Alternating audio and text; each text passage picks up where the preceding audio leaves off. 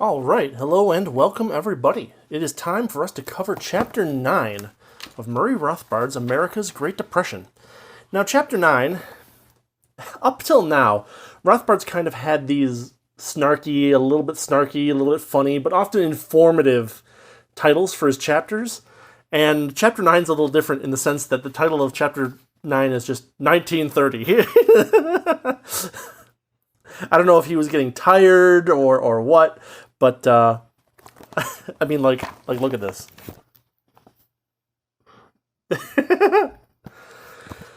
Anyway, this chapter, as you might guess, is all about the events of 1930, and the kind of the broadest takeaway is this: in 1930, all of the overspending that happened in late 1929 and throughout 1930 seemed to be helping. We now know with hindsight, not foresight, hindsight, that that of course it was not. That what Hoover was basically doing was he was making the malinvestments bigger, making the problems in the economy, more hidden but also larger. So that's what we're going to kind of learn in this chapter. Before he gets into anything super detailed, he notes that, yeah, public expenditures had temporarily bumped up markets. If you throw a lot of money into something, then, it's going to look like it's healthier from a econometric perspective. People really kind of thought that their worries were over by early 1930. There was a lot of work done, a lot of spending done between, October of 1929, when there was the stock market crash, and December of 1929, when, 1929 became 1930. It's worth emphasizing, and this is kind of my own little side point here, but early 1930, let's assume at the kindest that they're talking about May 1930, from October to May 1930 was no more than 8 months into a depression that would last 10 years by conventional accounts. If you go to Wikipedia, or at least I did before I started recording here, I went to Wikipedia and I said, well, what were the years of the Great Depression? And they said it was 1929 through 1939. That means that everybody thought everything was hunky-dory less than 10% of the way through the Great Depression. And this is exactly the kind of bad information, bad signals that you can get when you use central bank and loose treasury policy, basically, to paper over malinvestments. Yes, the malinvestments looked like they were there, and then they threw a lot more money at all the shaky businesses, and then we have more money, we're looking all right. And this is kind of the problem with econometric methods, in that there's so much data, or so many data, and there's so many different ways to interpret it, that unless you have a really solid theory behind it, and even if you have kind of a semi-decent theory behind it, you can still kind of cherry pick things to make it look like stuff is going according to your theory. Data is always easier, more malleable than people think, especially in social science type things and economics, where, again, as we said earlier back in, I think, chapter 1, people are not billiard balls, and they can react to things by having false optimism, by being spiteful, by being angry, by trying to be contrarian. There are all kinds of things ways that a person can react to a given stimulus compared to an inanimate physical object. So that's why in the Austrian, tradition, we think more about how people would react to something on average, or something like that. And we leave ourselves open to the possibility that people react differently to a stimulus than they did, say, a year ago, or 10 years ago, or 100. And this is why,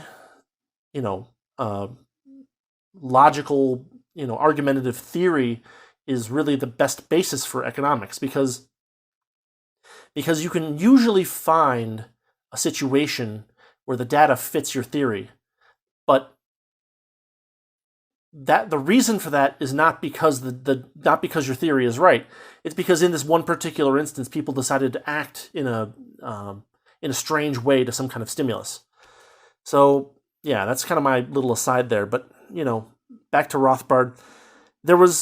He also notes that in early 1930 there was tons and tons and tons of positive public relations work done by leaders and the addition of more public works funding and construction.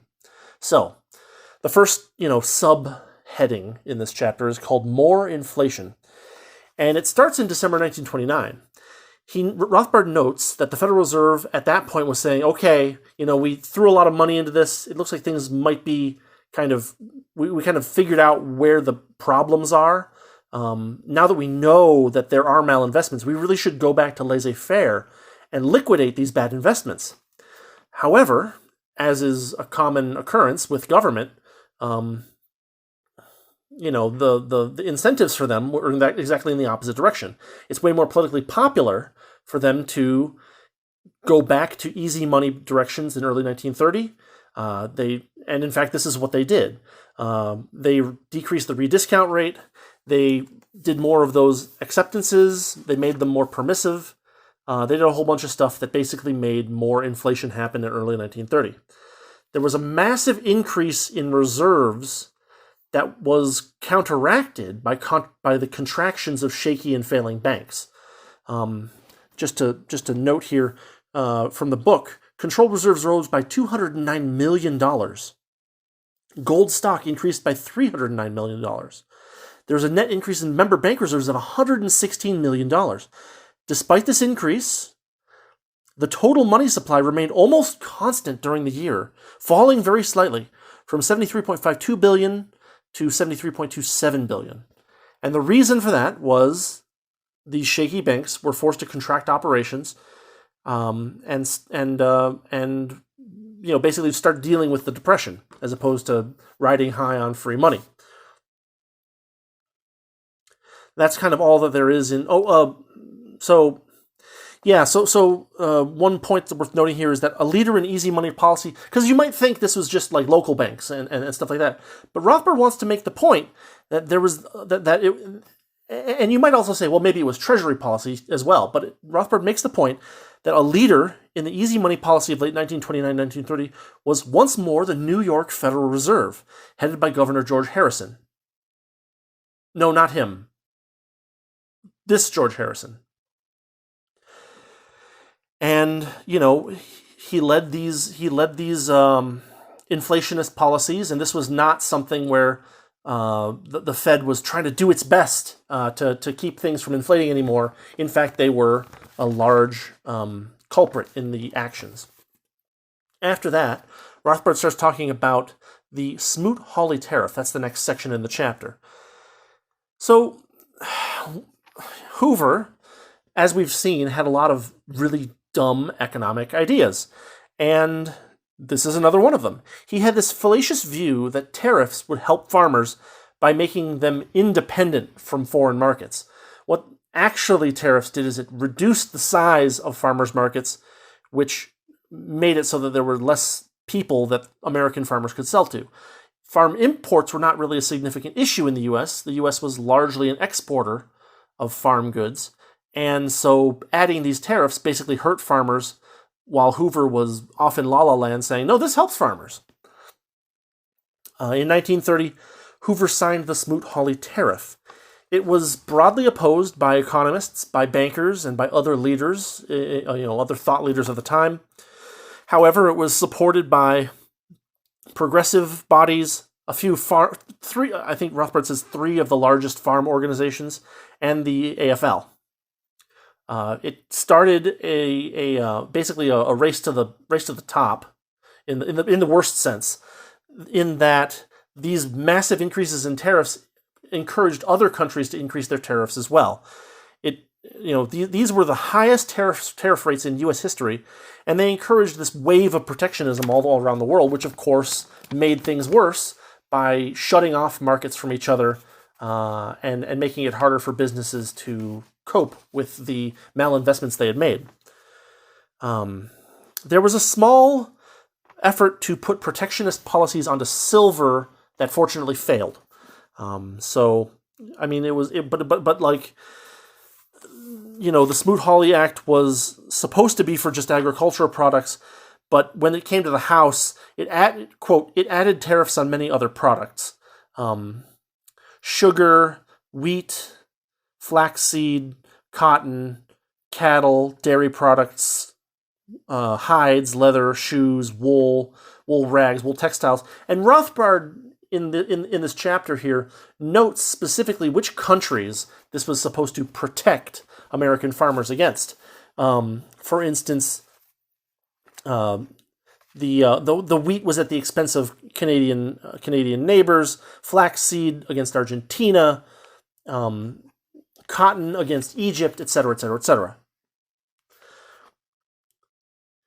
So, it was basically a disaster, but it was a disaster that Hoover thought was going to help things, which made it all the more difficult for people to turn things around because it also had this massive PR campaign behind it. So now we move on to Hoover in the second half of 1930. That's the next chapter section. And, what was going on? Well, production, prices, foreign trade, and employment were all declining. They all continued to decline. Hoover, in response, tried to weaken bankruptcy laws, which is a great idea when what you have are malinvestments that need to be liquidated.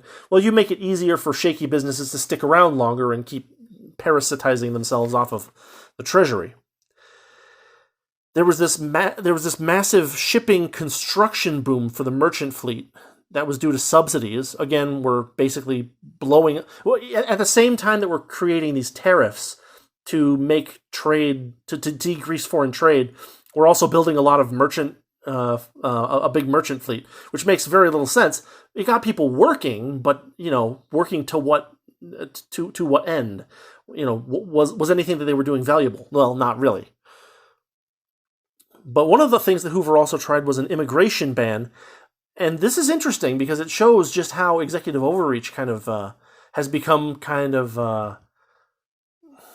like the status quo these days.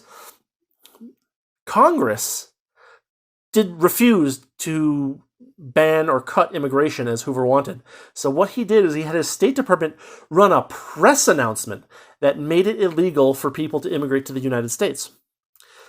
Rothbard notes that this is kind of like curing a surplus by banning the sale of the product that you have a surplus of. It's not usually the best solution.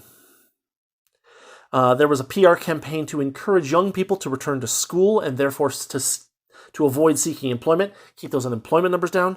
There was a conference to widen home ownership and prop up bad mortgages. Gee, does that sound familiar? Hoover, in the second half of 1930, kept patting himself on the back over and over again. He was like, oh, my plans are so great. And he was saying this in October. But the fact is that these plans would aggravate the Depression further in the coming years. And then plans like these, but worse, would be implemented by FDR later on, further extending the Depression. It's one of these things that is always worth saying over and over again. Hoover was seeing his efforts, but not the long-term effects of them. And this is something that one of the greats, Frederick Bastiat, always warns us against. It's very easy to tell what the obvious effects of a policy are. It's more difficult, and therefore more important, to try to figure out what the long-term effects of a policy will be. Bastiat called this the seen versus the unseen. It's the broken window fallacy, writ large, basically. So, you'll love this. Hoover, at the time, in late 1930, basically said, you know what the problem was? You know what the problem was? Scarce credit. Yeah, we had this massive inflation. We had these massively weak terms on government loans. And he's like, no, credit was too scarce. And it was absorbed by speculation, which we've already dealt with that in an earlier chapter. It's just... You can't boost legitimate markets while there's still allowed to be a secondary market for the legitimate markets to loan to illegitimate speculators. And then we've also shown that speculation, far from being the boogeyman that governments and central planners often think they are, help to encourage bad businesses to fail and good businesses to thrive. Hoover's just wrong again, basically, which appears to be the theme of this chapter. Hoover was wrong again and again and again. The wages were held up, and this contributed to increasing unemployment. Again, if wages had been allowed to fall, people would have moved around, and businesses would have figured out how to be most efficient with the wages that they could afford to pay. In addition, due to the agreements that they had with the government, employers were generally speaking not permitted to discharge their least productive employees. Now, this is, of course, another problem. If you need to let go, let's say 10%, you'd prefer to let go the 10% of the people who do the least work. But unfortunately, according to Rothbard, this was kind of not allowed. Another thing Hoover did was he threatened the stock exchange to try to curtail short selling. Because, again, short selling is a lot like speculation. It's one of these bugaboos of economic planners where they're like, well, no, this business is good. And all of the actual investors who know what they're talking about are like, no, this investment is bad. I'm going to short this. And they're like, but my plan. And this is how it works. He formed an emergency committee for employment to basically promote the production of dams and other public works. It's worth noting that among the top members of this emergency committee for employment was Edward Bernays, the guy who wrote the book Propaganda. Literally wrote the book on it, right? And Rothbard notes humorously here that Bernays' primary contribution to the committee was calling it the Committee for Employment rather than Unemployment. So that would be a more positive sounding name. There was a second annual message by Hoover in December. He noted that production was falling but consumption was steady. Oh no, our capital stock, it's going down, and things are getting worse because it's getting harder and harder to produce useful things. It's the same nonsense that we keep seeing even today. There were, of course, a few economists that stood up and made good points about things. Rothbard notes that H. Parker Willis and Joseph Stagg Lawrence were sounding alarms at the time, as well as Albert H. Wiggin, who was the chairman of the board of Chase National Bank, of all places. Yeah, you'd think that the guy at the head of one of these big national banks would have been, brought in, ideologically captured.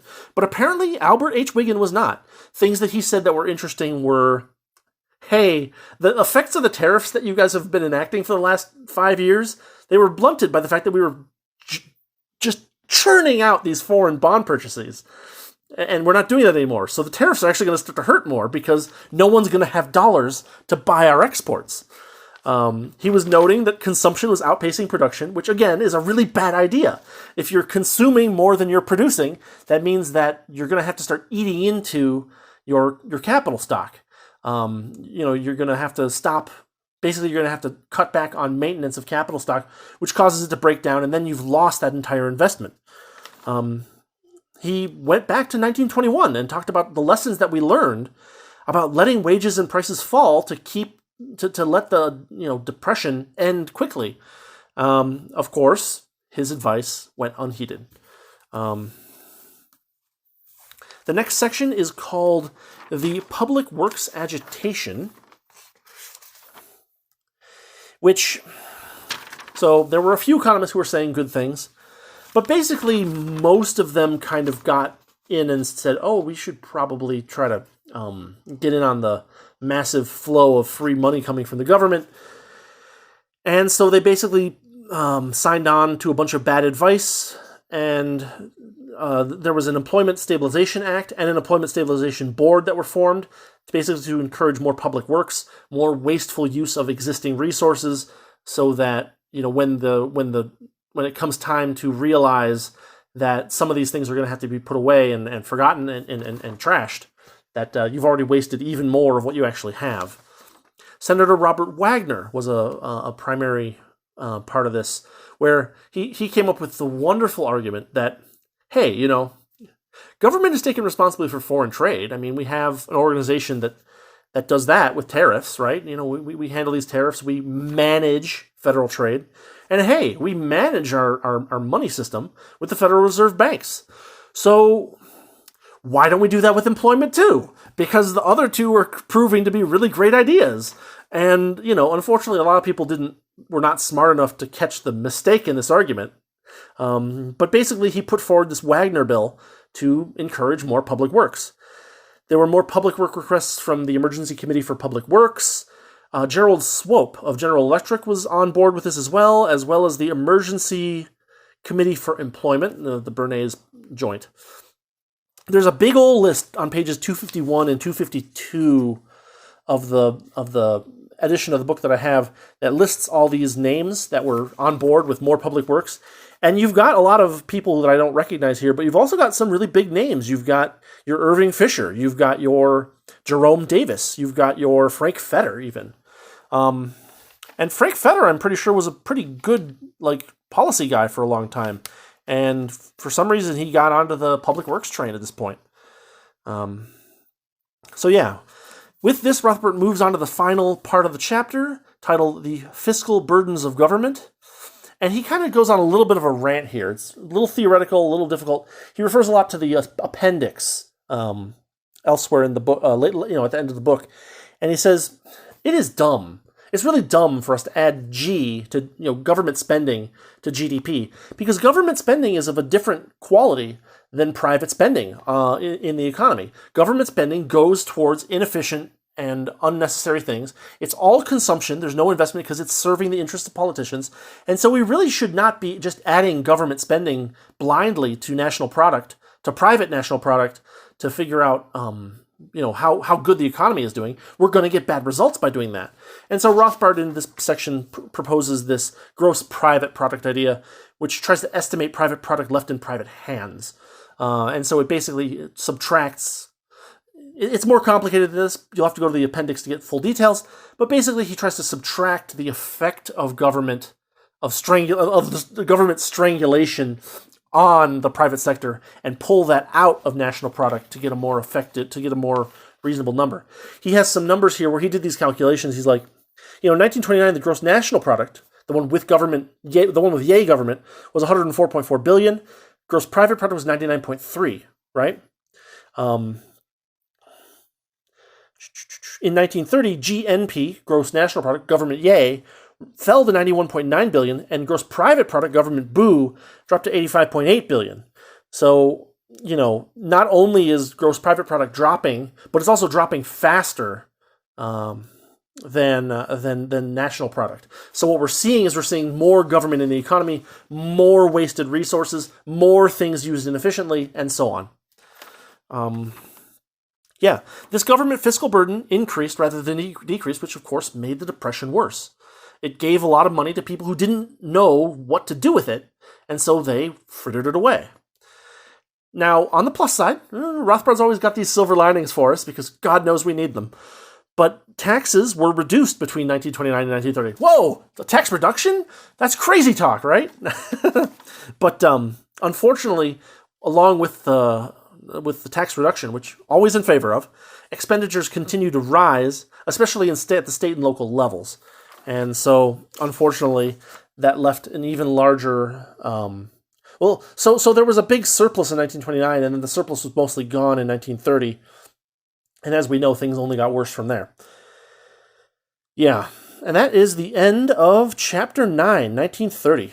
Basically, another... Because in the last chapter, we covered the Federal Farm Board, and that was a comedy of errors. That was, Keystone Cops or Benny Hill of trying to fix agriculture through government action and bizarre loans. And this is just another... more of the same, basically. We're spending more money with government. We're reducing private product. We're preventing or trying to avoid liquidation of unsound businesses and banks. And because of this, as we'll see, things will continue to get worse going on. And, it's worth remembering that this book only goes up through the end of the Hoover administration. And we had, many years of the FDR administration where things continue to get even worse, as well as massive expansions of government regulations and government control over the economy. So, that is all I've got for you on this for today. I hope you found this interesting. If you did, I would love to see a like or subscription or whatever, wherever you happen to see this. or comments would also be helpful if you think I made a mistake somewhere, or you'd like to provide some sources. As always, I have gotten as many sources as I could, many of Rothbard's references as I could, and I'm going to put them over on my website so you can take a look at those. In this one, there was a bunch of references to the Financial and Commercial Chronicle, or it could be the Commercial and Financial Chronicle, one or the other. There are a few references to that, I think 3 or 4 of them. And unfortunately, while we've been able to get the earlier ones up from the Internet Archive, the ones from 1930 on until about 1960 are just not available there. And I could not find another reasonable source for them. So unfortunately, we're going to have to let go of those ones. But I'm going to continue to do my best with these sources because it's going to be nice to have a nice plopped set of bookmarks to lead us to all of the things that Rothbard was reading about when he wrote this book. So, with that said, I think that's all I've got for you for now. Thanks for watching. Thanks for listening. And, yeah. See you next week for some more Rothbard goodness. We'll be covering Rothbard's back. Chapter 10, 1931, The Tragic Year. Does that sound good or what? Man. I wish that we weren't making the same mistakes today, but now we have things like modern monetary theory to help us make those mistakes even harder. So, yeah, thanks again, and I'll see you all next time.